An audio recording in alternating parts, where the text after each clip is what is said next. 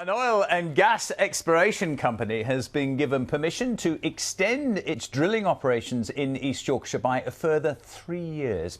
Rathlin Energy has faced continuing protests over its plans to exploit fossil fuel in our area, with some campaigners claiming that the company is paving the way for fracking on an industrial scale. That is a claim that Rathlin denies. Here's our environment correspondent, Paul Murphy. Not for the first time, protesters descended on County Hall in Beverley. They believe that giving Rathlin Energy permission to extend its drilling operation in East Yorkshire is to allow nothing less than environmental vandalism. It is total industrialisation of the area. We're talking about poisoned water.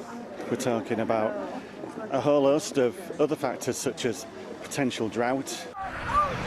For more than 3 years now, there have been protests about Rathlin's activity in East Yorkshire, amid claims that it is preparing the region for the controversial form of shale gas extraction called fracking. But Rathlin has no licences to do this and says it's only interested in conventional oil and gas exploration. It has 2 sites in East Yorkshire, one at Crawberry Hill near to Walkington, and today Rathlin was applying to extend the duration of its oil and gas drilling operation at West Newton. The application was approved unanimously, and protesters were angered when one councillor said that he didn't know what all the fuss was about. In approving the application, councillors imposed a no fracking condition, but campaigners remained disillusioned with East Riding Council's approach. We've all seen the leaflets promoting East Riding as Yorkshire's nature triangle. These developments are right in the centre of Yorkshire's nature triangle, but it's worse than that because continued use of fossil fuels mean global warming accelerates. Rathlin has welcomed today's decision. The well we drilled discovered natural gas. We believe this to be firm evidence of a potentially significant gas field. The approval today is an important step in our programme of operations to determine whether the gas discovery has commercial potential. We will continue to carry out our works in accordance with our permits. East Riding Council says it's backing Rathlin's operation because it believes sufficient safeguards are in place. But that reassurance will not satisfy those who believe our environment is facing a growing risk. Paul Murphy, BBC Look North at County Hall in Beverley.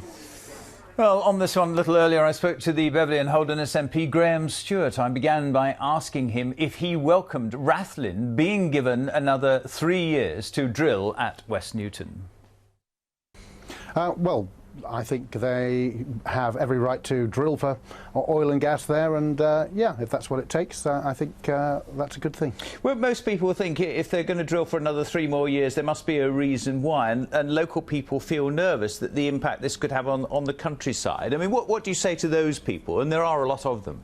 Well, a lot of people have been, of course, scared by talk of fracking. They're not fracking at West Newton. They're doing conventional oil and gas. Oil exploration is always a challenging business, and it takes time to get it right. But there isn't going to be any fracking on that site. They're doing conventional oil and gas, and let's hope for the benefit of the nation, our energy security, and in the case of gas, lower carbon emissions than burning coal, that they're successful. So if gas is found, you'd be quite happy for that to be extracted in East Yorkshire. Hypothetically, if a company wanted to frack in East Yorkshire, would your answer be the same? Well, I'm quite sure that I would rather have gas produced in this country than brought in from Russia or somewhere like that. So is that yes to fracking? I don't want to fuel that. Peter, we've had no proposals at all from anybody to frack in East Yorkshire. I said hypothetically. And Peter, you said it yourself, hypothetically. I'm not in the business hypothetically of giving you answers to things that hypothetically haven't happened yet. Why do you think then? When you're right, Rathlin have said they're not fracking and they have no connection. You're absolutely right in that. So why are local people still worried then? What can you say to them? There's so many. Well, I don't know, because when someone from the BBC rings you up, they're saying they're worried about the fracking site at West Newton, even though it's not a fracking site. Nothing to do with us, people. But you know full well a lot of people are worried about it. No, I'm just saying.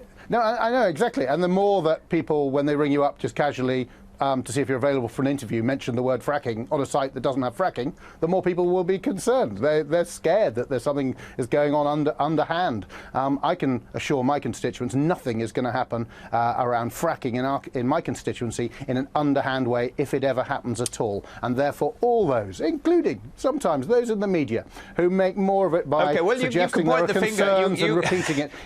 The way to stop people being scared is to stop falsely giving fire and fuel to those who are suggesting something's happening which isn't happening. It's obviously all my fault. Mr. Stewart, very good to have you on the programme. You're just part of the problem, Peter, not all of it. Thank you very much indeed.